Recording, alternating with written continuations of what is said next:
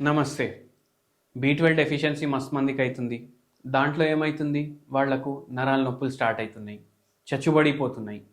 మెడ నరాలు నొప్పి ఉండడం వల్ల ఈ తల మొత్తం లాగుడు. ఇట్లా ఒక పేషెంట్ వచ్చి ఏడికెళ్ళి వచ్చిండ్రు, లంగర్ హౌస్కి వెళ్ళి వచ్చి, సార్ నాకు మెడ నరాలు నొప్పి, ఇది అంతా నొప్పి, చేతులంతా తిమ్మిర్లు వస్తున్నాయి, తొడ భాగంలో నొప్పులు, అరికాల్లో మంటలు, B12 డెఫిషియన్సీ ఉంది. B12 ఎంత ఉంది? 70 ఉంది.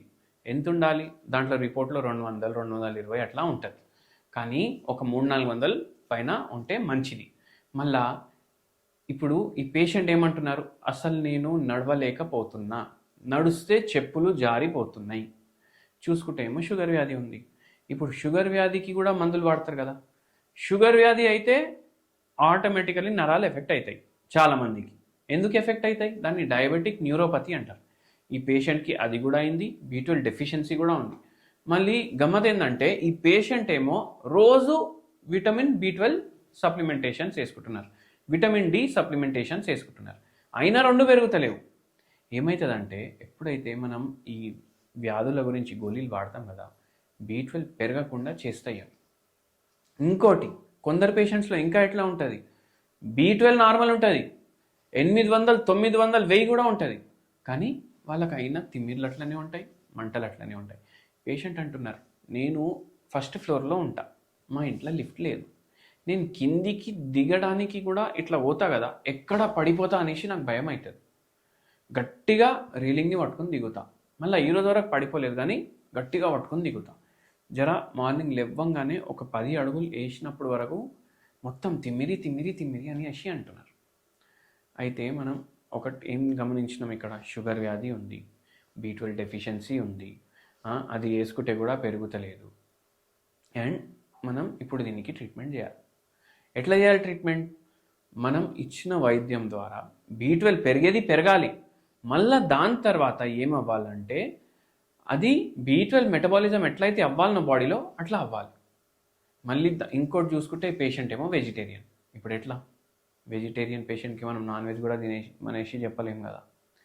అయితే మనం ఏం చెప్పినామంటే, ఒక పని చేయండి, మీరు పొళ్ళు తెలుసా మీకు? పొడి, పుట్నాల పొడి, పల్లీల పొడి, అవసల పొడి, కళ్యామాకుల పొడి, ఇట్లా 100 రకాల పొడిలు ఉంటాయి.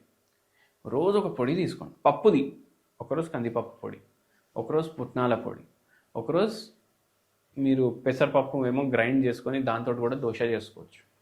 అట్లా చేసుకో. మళ్ళా ఇట్లా రోజు ఒక పప్పు పొడి తీసుకోవాలి. ఏం చేయాలి? 2 బుక్కలు రైస్, దాని మీద మంచిగా పొడి వేయాలి. దాంట్లో మీరు ఆవు నెయ్యి వేసుకోండి, కలుపుకోండి.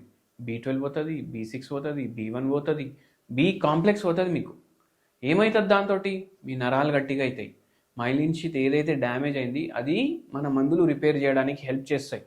ఇవి దానికి న్యూట్రిషన్ ఇస్తాయి. నెయ్యిలో ఏముంటుంది? గుడ్ ఫ్యాట్ ఉంటుంది. ఇప్పుడు ఇది పోవడం వల్ల ఏమవుతుంది? మీ నరాలు ఏదైతే ఉన్నాయి కదా, నరాలు దేనితో తయారవుతాయి అనుకుంటారు? నరాలు కొవ్వుతోటే తయారవుతాయి. అండ్ ఆ కొవ్వు కూడా పోతుంది, ప్రోటీన్ కూడా పోతుంది, B కాంప్లెక్స్ కూడా పోతుంది. అట్లా ఏమవుతుంది? మీరు వెజిటేరియన్ ఉన్నా మీకు హెల్ప్ఫుల్ ఉంటుంది. మన మందులు దాని పని చేస్తూనే ఉంటాయి. 3 నెలలు భగవంతుడి దయ వల్ల ఈ పేషెంట్కి 70% సిమ్టమ్స్ తగ్గినాయి. 70% సిమ్టమ్స్ తగ్గినాయి. 1.5 year మన దగ్గర మందులు వాడినరు, షుగర్ పోయింది, నరాల నొప్పి పోయింది, న్యూరోపతి పోయింది, మళ్ళీ ఈ రోజు వరకు రాలేదు. 12 ఏండ్లు అయింది పేషెంట్కి మందులు ఆపేసి. అయితే మీరు కూడా ఈ ఇంటి వైద్యం ట్రై చేసి చూడండి B12 డెఫిషియన్సీ కోసం. ధన్యవాదం.